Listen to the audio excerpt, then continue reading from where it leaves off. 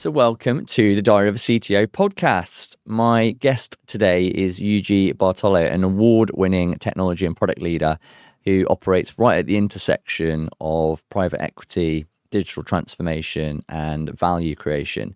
Eugi, fantastic to have you here with us today. How are you? Thank you for having me. I'm very good, thanks. Good man. Well, look, Eugi, I think it's fair to say you've built a very impressive career over the years, working with global brands like Just Eat, Sky, The Economist, and then more recently partnering with private equity and venture capital firms to turn technology from a cost center into a true value driver and EBITDA for the growth of EBITDA through the implementation of tech, data, AI, and operating models. So, and in addition to this, you've also had time to squeeze in being the drummer for Europe's most prominent Queen tribute act, which I'm very, very keen to pick your brains on. So Absolutely. we'll hopefully delve into both sides of the coin today.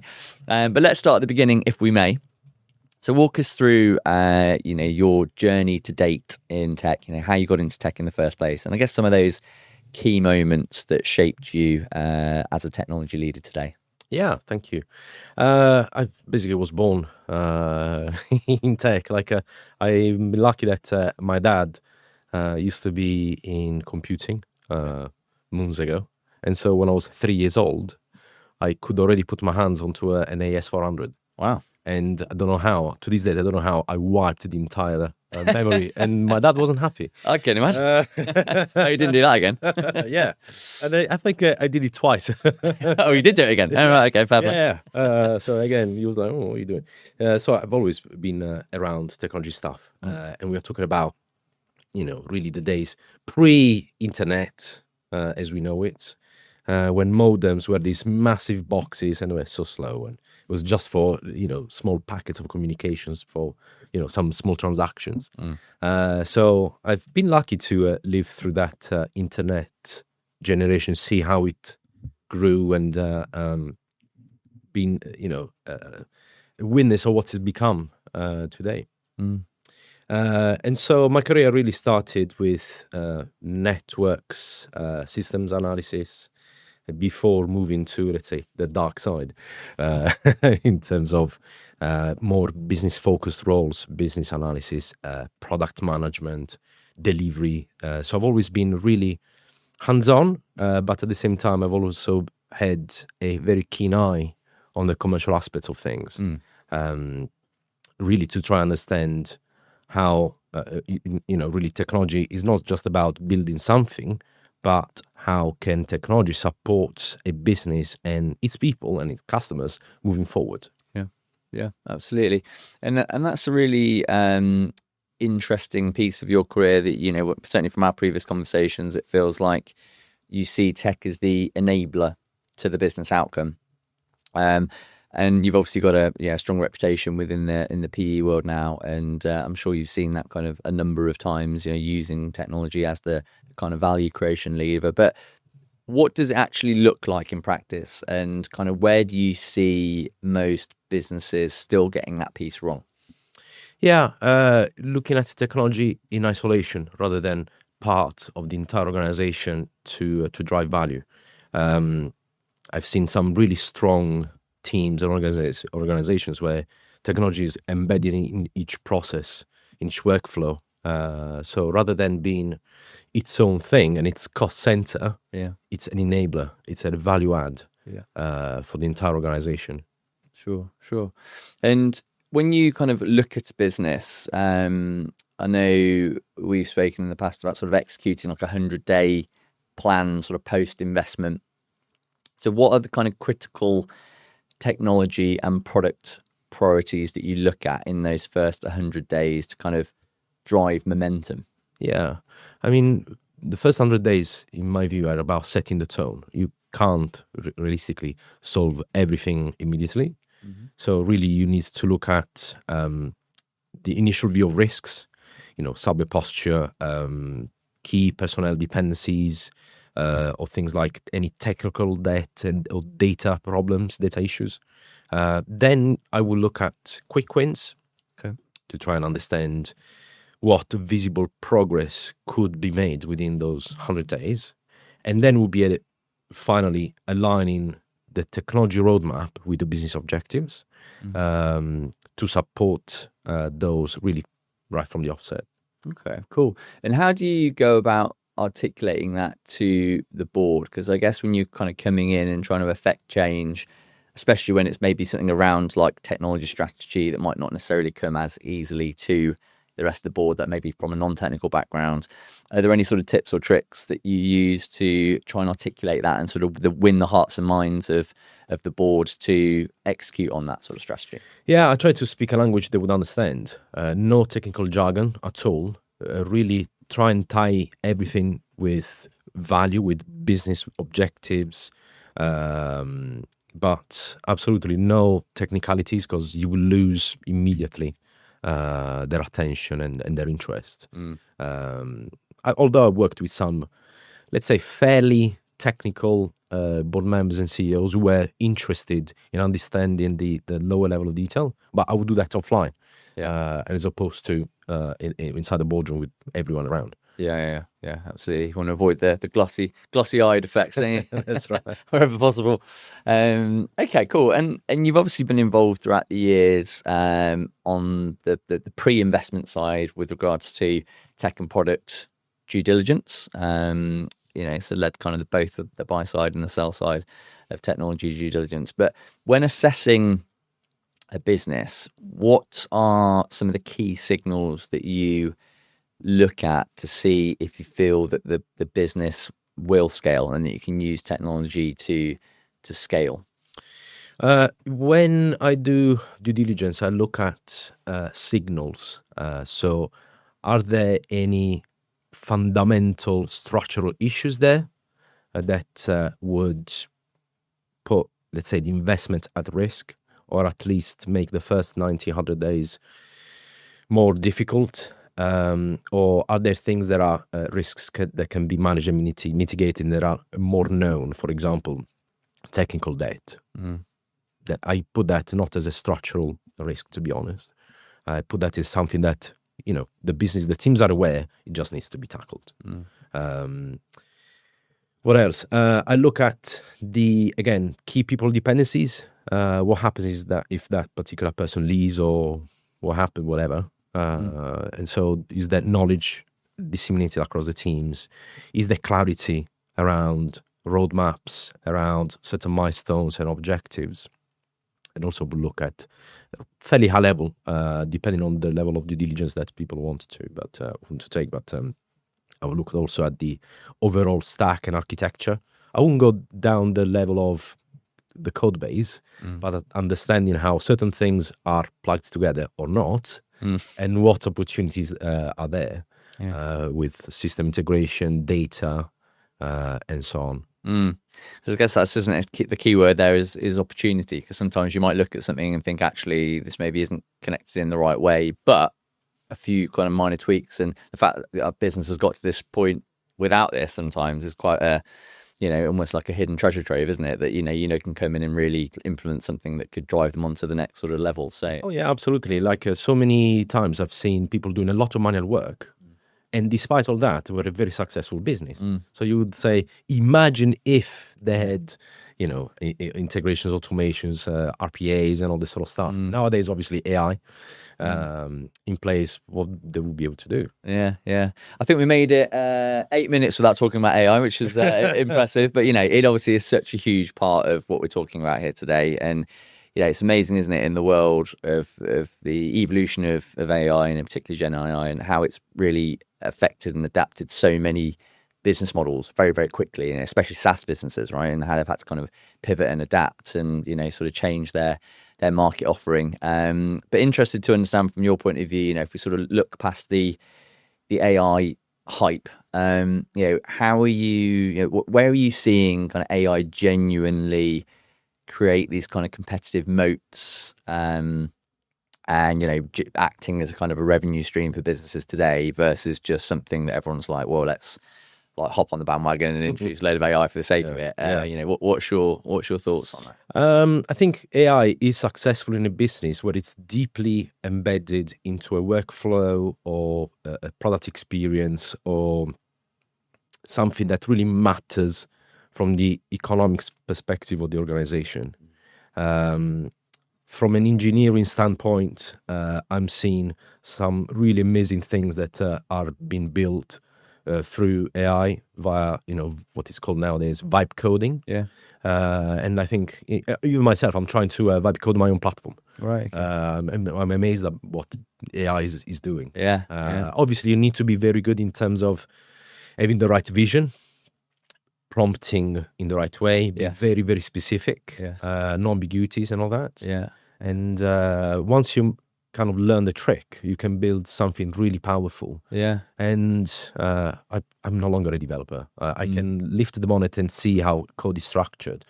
But it would have taken me weeks and weeks and weeks to even build a few set of pages and, APIs and things like that in hours. Nowadays, I've done that. It's crazy, isn't it? I mean, absolutely incredible. One of the things that I love about, the kind of evolution of AI is I'm speaking to a lot of CTOs now who I know, admittedly themselves, they say, look, I've been away from the coalface technically for quite a while in terms of if you sat me in front of a PC and asked me to tap out a load of code, I wouldn't necessarily do the best job. But I've seen kind of them almost reignite, their passion and vigor for building things through vibe coding. And like I say, because they've had that kind of technical background, they understand the prompting piece and getting that bit really right. And I don't know what your thoughts are, but to me, it kind of feels like it's something that every CTO, irrespective of how technical they are or aren't, should give it a go, because it kind of feels like it gives you a very well-rounded kind of product mindset, as those sort of two tracks become more interweaving between tech and product as we evolve. I just think it's a fascinating thing that, we're starting to see a lot of people now literally going out there and, one-man band, I'm going to give this a go, see how it works, and genuinely building something quite credible, is amazing, isn't it? And if anything, it's just a great learning curve. Yeah. I mean, probably the platform I'm building will never see the light, but at least I'm understanding all the different tools and frameworks and all this sort of stuff, how they fight together. So, it's not really a waste of time. No, absolutely not. And what's possible, right? Are you starting to see what's possible now in this day and age when an engineer turns around and goes, which, let's face it, a lot of engineers probably are inherently against AI in some way, shapes and form and different levels of adoption. But, for you to be able to turn around as a CTO and go, well, actually, no, we can try it this way. Yeah, and I've spoken to a few engineers, and some of them are really fascinated by the whole thing. And they see that as, an aid to their work.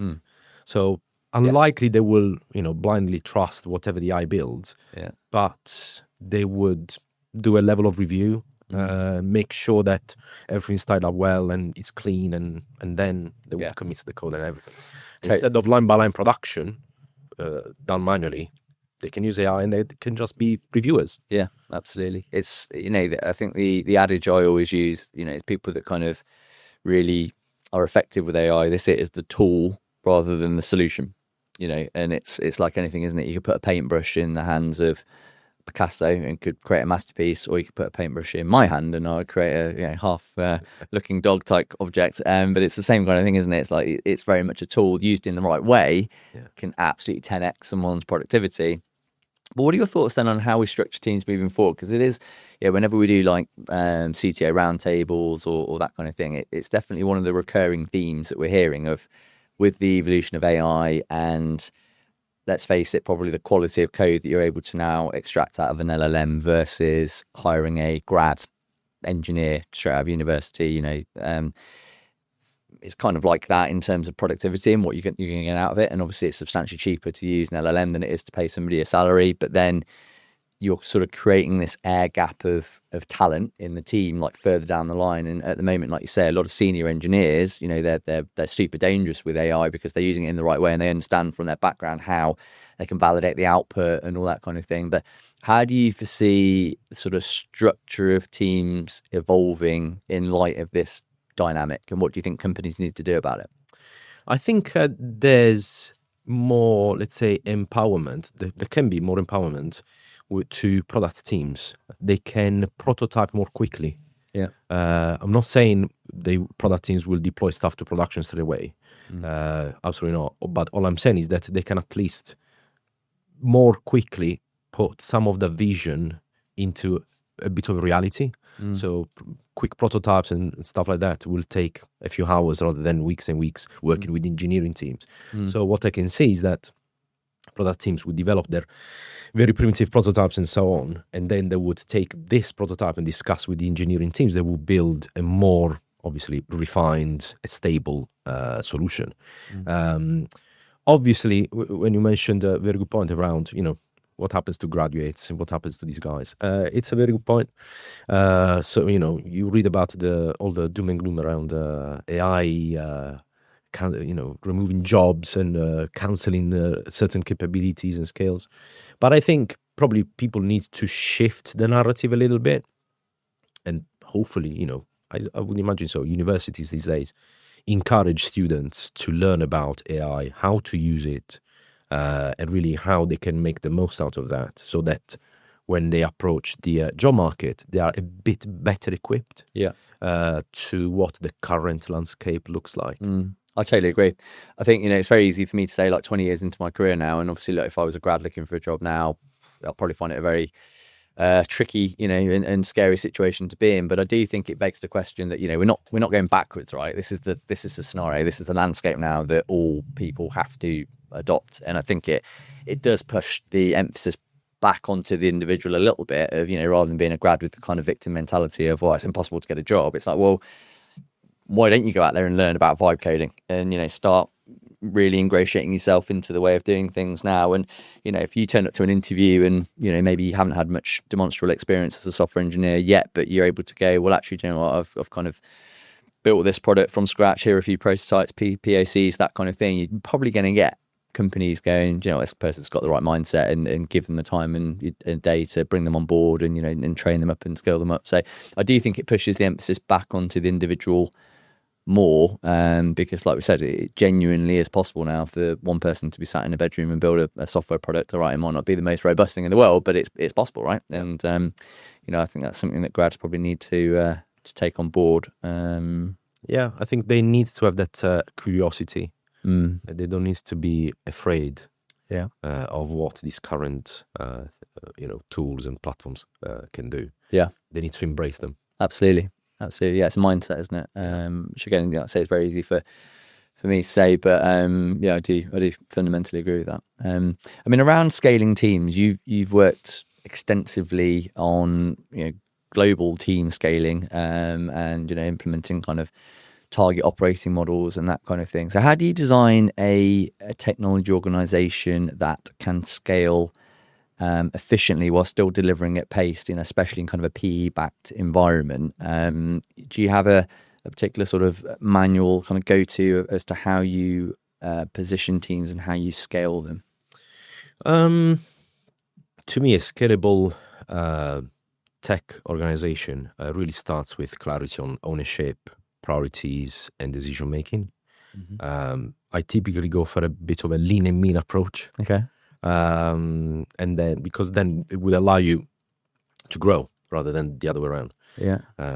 Start big and then you have to trim the fat. I'd rather start small and ensure also that the teams are organized around the business outcomes that we were talking about earlier, obviously with clear accountabilities and responsibilities across the cross-functional teams in the organization. Yeah, fair enough. And do you feel, I guess, in light of the conversation that we've just had recently, how do you feel companies perform insofar as the whole remote versus hybrid setting, in the times that we're living in now, when I guess technology is very much an enabler to enable us to do the job remotely?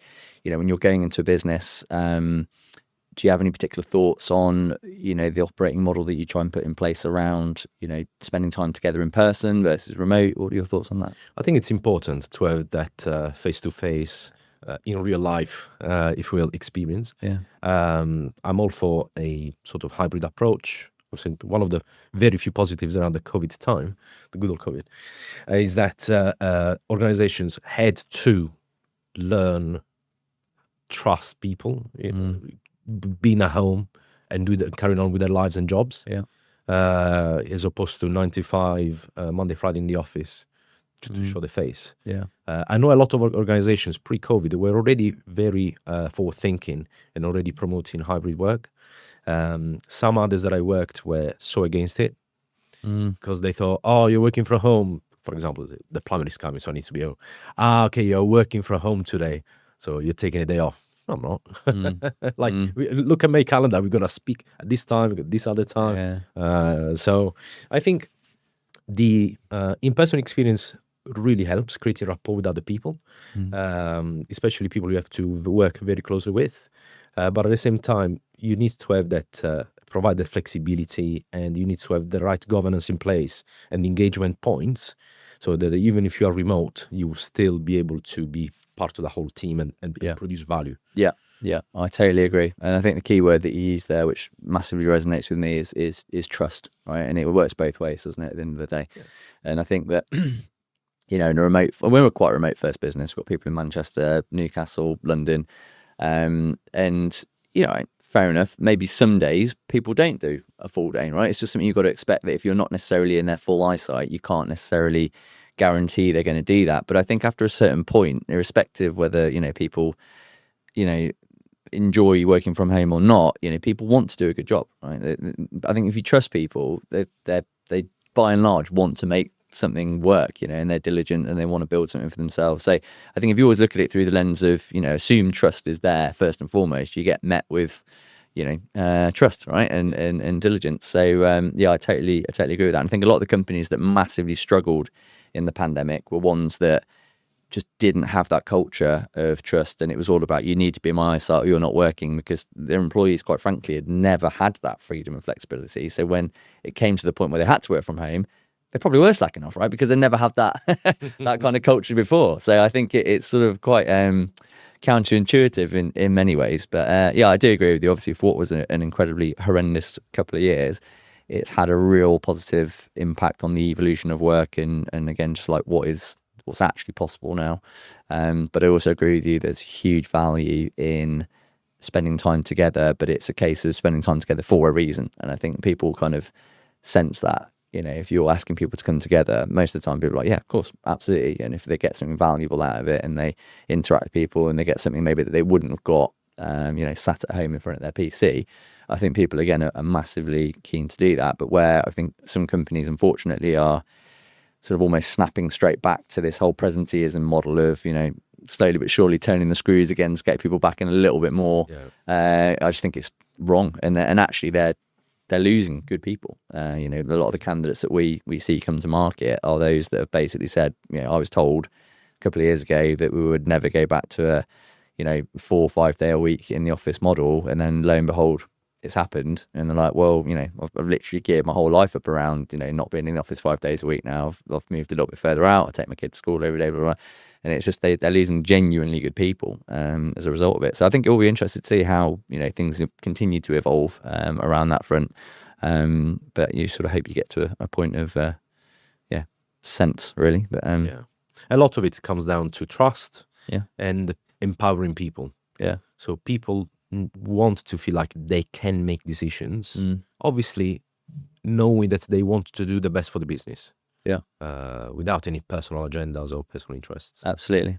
Yeah. I think that's the real test of engagement, isn't it? Where people, and I do feel people generally want to be part of something where they feel like they're performing well, right? And I guess if they're performing well, the business is performing well. But it's all about engagement to, wanting to do a good job for the people you work for, isn't it? Yeah. I think at the end of the day. Yeah. Okay. And then around I guess everything that you're doing when you're kind of maximizing technical productivity and ultimately in the PE world, it's about getting ready for exit and sort of exit readiness. So what are some of the biggest kind of, I guess, takeaways or indicators to you that a business is sort of approaching its exit point from a technical strategy perspective? I know there's obviously different cycles and timeframes associated with that, but is there usually a time that you look at your strategy and go, right, this is getting where I want it to be now and sort of approaching readiness for exit? Yeah, in my experience, any new investor wants to see that, want the confidence that a company can scale. There's resilience. There's a strong direction, and there is discipline around the execution. They want to see technology as an enabler rather than the cost center that we were talking about earlier. And so a strong evaluation would come when technology really supports the growth of the business, supports its operations, rather than, let's say, introducing uncertainty. Sometimes organizations would leave things like a bit unresolved in terms of unknown technical debt, some of the big gaps that are found at due diligence level that would obviously impact that confidence that we were talking about earlier. Yeah. It's I guess it's a difficult question to answer because there's so many different permutations, isn't there, as to what you would look at for a point of exit. But it's an interesting one to consider. I mean, sort of take a step back from the PE world and just to pick your brains a little bit more on your overall leadership style and how you've kind of progressed through into the ranks of CTO. What would you say are some of the qualities and attributes that you aspire to embody as a CTO, that you've kind of learned along the way that you're kind of keen to always implement? I think put the focus on what actually moves the needle. Cut through the noise, and really focus on what would add value to an organization, as opposed to doing things because there's a perception that these things would produce tangible outcomes. Go for something that actually produces value in terms of added revenue, in terms of cost savings, in terms of greater efficiencies, and so on. Prioritize those. Those items should be higher in the agenda, in the roadmaps. Interesting. So you're kind of sort of taking a backward step from looking at the business outcomes to then working out what's the right technical solution, rather than thinking, right, let's whack a load of AI into this because everybody else is doing it. And because I guess like sometimes, right, it's having the kind of chutzpah to sit in front of the board and go, you don't need an all singing, all dancing AI solution for this problem, and actually some simple automation will probably add a huge amount of value to it. But it's kind of being the sensible voice in the room sometimes, isn't it? And sort of being able to push back and go, for what actually we need to achieve, this is what we need.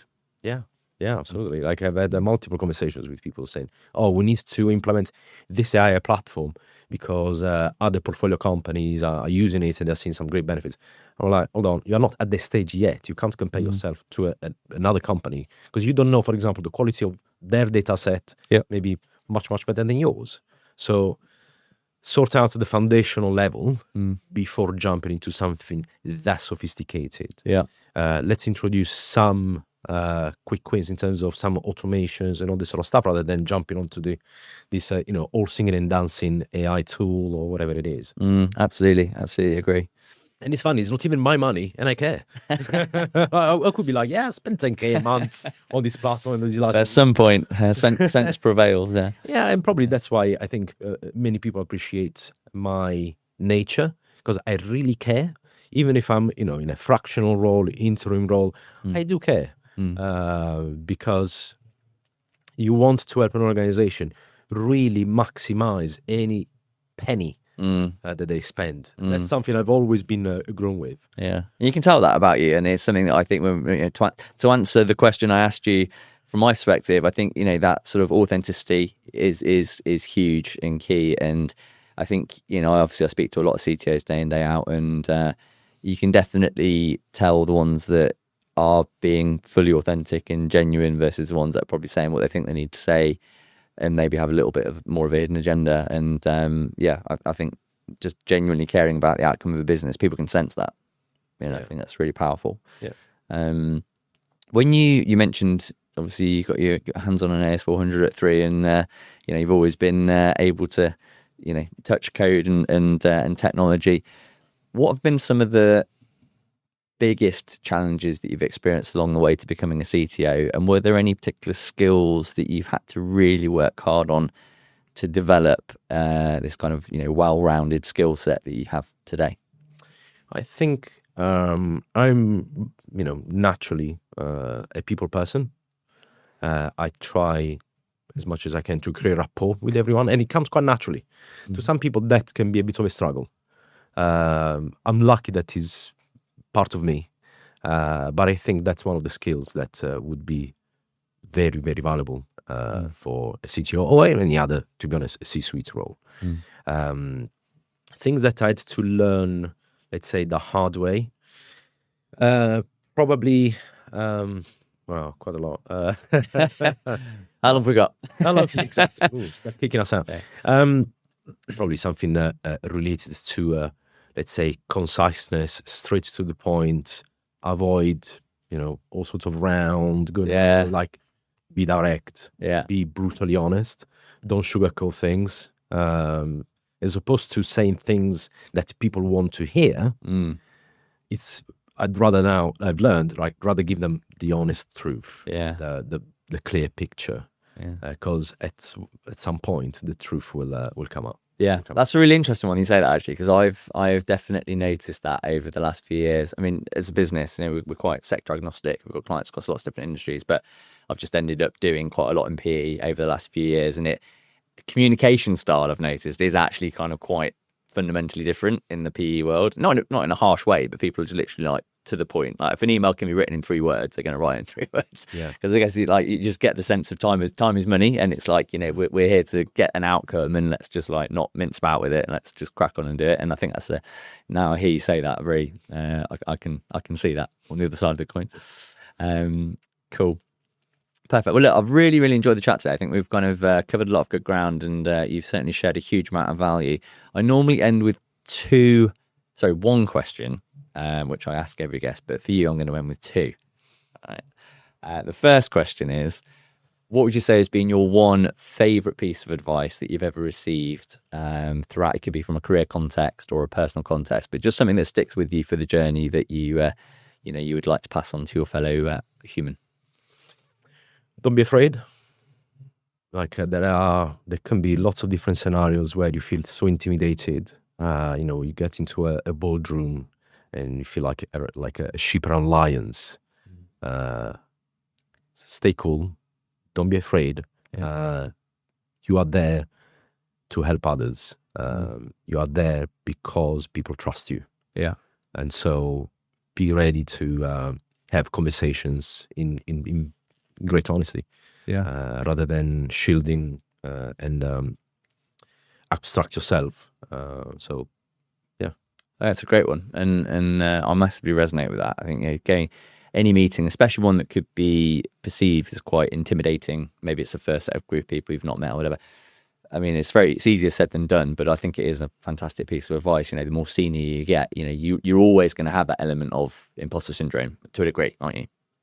And I think all you can ever do is just turn up to any meeting or exchange being open and not judgmental and genuinely trying to add value to the situation. And if there's people in the room that don't meet you with that same energy and they're not being constructive and they're being, arseholes, frankly, then it's like, well, that's on them. Do you know what I mean? It's like, actually, I'm here genuinely trying to help you solve a problem, be productive.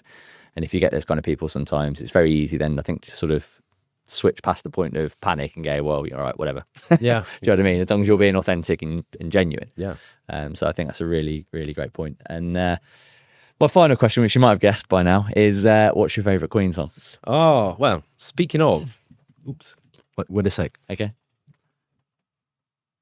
I have something for you. Oh my God. Amazing. Wow. Oh, that is quality. My drumsticks. Literally, oh my God. Literally your drumsticks. Well, I'm going to switch the camera to look at that. Eugi Bartolo drumsticks. I mean, you've just literally become the coolest person I think I've ever spoken to with your own drumsticks. That is awesome. Oh, thanks, mate. That is really, really sweet of you. Pleasure. Next, I'm going to ask you to give me a drum solo. We're going to do it on the chairs out there. Some drumsticks. Some tricks. That's really cool. Favorite song to play? I like to play songs that people really react well to. Yeah. And when we perform at festivals or theatres, there are some songs those 4 or 5 songs that go down really well. Go on, give me the top 5 from five up to 1 that you reckon's like the absolute. People love Don't Stop Me Now. Yeah, Although that's a cracking. pain in the ass to play up. So It's fast as hell, isn't it? It's Like fast as hell, and also you have to sing on top of Freddie Mercury's key. So it's a workout. That song, that it's 5-minute song. It's like I'm knackered after that song, but people love it. Do you save it to the end then, or do you do it early on in the set to recoup some energy? No, it's kind of towards mid-set. Oh, in the middle. Oh, Yeah. bloody hell! All right. Okay. Yeah, and there are so many other bangers like Bohemian Rhapsody, obviously. Yeah. People love We Are the Champions. Let me think. People like Crazy Little Thing Called Love. Yeah, it's cracker as well. It's so fun. Like you could imagine that being a Queen tribute, we attract a fairly aged, mature audience. And sometimes I find it so fascinating, so sweet. Like some people can, let's say, belly walk. Yeah. But when some of these songs, we start to play them, they resuscitate. Come alive, yeah. Sticks up in the air, they dance. I'm like, wow. And some of these That's really guys, so sweet. They, after the show, when we are absolutely knackered, and sweating, they come to you, they ask you, around backstage, can we have a photo? Can we have a little chat? And they give you this massive hug. Yeah. And I said, look, I'm a bit sweaty. Oh, I am too, darling. Or sometimes it happens that if I have an extra pair of drumsticks around me, I would give them to some people. Oh. And you can see that they get watery eyes. It's so beautiful. Like you really give them the time of their lives for a few hours. Yeah, absolutely. That's the power of music, isn't it? Yeah. Like, it really can kind of do amazing things to you emotionally, well, and physically, like you said, like if you kind of inspire people in the right way. And I think, Queen as well, just such an incredible band that they mean so much to so many people that it's amazing really that you're kind of giving that to people every time you play, aren't you? So yes, that's awesome. Okay, well, I'm still going to come and see you. You're in Leicester, aren't you, soon? Yeah, so we were going to Slovenia and Bulgaria this coming weekend. Nice. I can't quite make it out that far this weekend, but then we are all over the UK. In April, we're going to be in quite a few theatres across the UK. Then there's going to be a festival season from June time until August, September. Then back to theatres. So on our website, there's the whole events section with all the different dates and venues. Wicked. Let's give it a plug. What's the name of the band? Magic Queen. Magic Queen. Okay, I see what you did there. Excellent. Right, I will definitely be coming. I've already told my wife that we're going to the Leicester one, so we've put it in the diary. I'll see you there. I'll bring my drumsticks. But look, thanks again. Really, really enjoyed the chat today. And I think you've added a huge amount of value to the discourse. But please, would love to have another chat with you in future. Come back in, have another conversation with us, and you never know, might be able to get you to do a bit of a live rendition of "Don't Stop Me Now" if possible. My pleasure. Thanks, mate. Take care. Thank you.